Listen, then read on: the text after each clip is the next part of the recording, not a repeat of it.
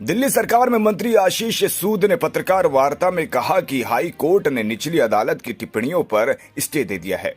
High court के आज के फैसले व टिप्पणी ने यह साबित कर दिया है कि निचली अदालत में जिस प्रकार का घटनाक्रम हुआ और अपने आप को तथाकथित रूप से कट्टर ईमानदार का काम आम आदमी पार्टी ने किया, वे पहले ही जश्न मनाने लगे। आज जब सीबीआई ने अपनी अपील हाई कोर्ट में दाखिल की तो दिल्ली की हाई कोर्ट ने सीबीआई के कर्मचारियों के खिलाफ की गई टिप्पणियों पर रोक लगा दी।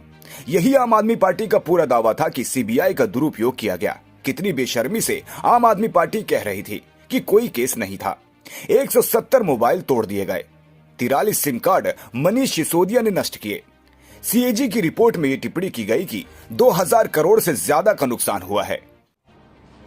हाईकोर्ट के आज के केस ने यह साबित कर दिया है, फैसले ने और टिप्पणी ने यह साबित कर दिया है कि लोअर कोर्ट में जिस प्रकार का घटनाक्रम हुआ और सेल्फ एक्सोनरेशन का जो काम आम आदमी पार्टी ने शुरू किया, खुद ही अपने आप को तथाकथित रूप से कट्टर ईमानदार कहने का, they started celebrating too early, क्योंकि कानून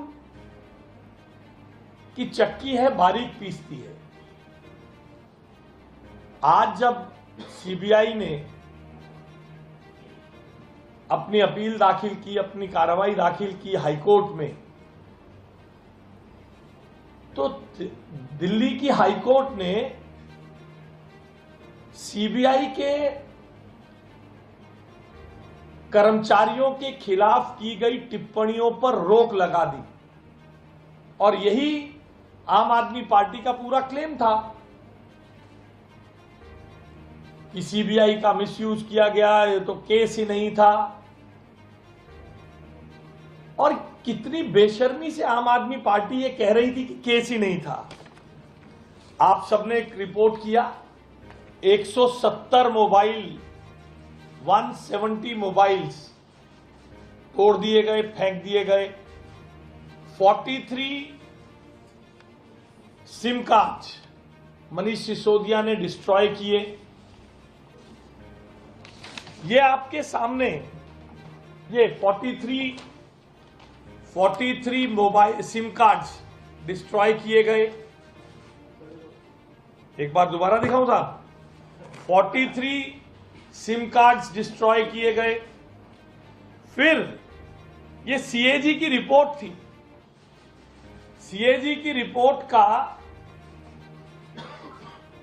page number 99, loss amounting to ₹2002.68 crore, CAG की रिपोर्ट में यह टिप्पणी की गई, 2000 करोड़ से ज्यादा का नुकसान।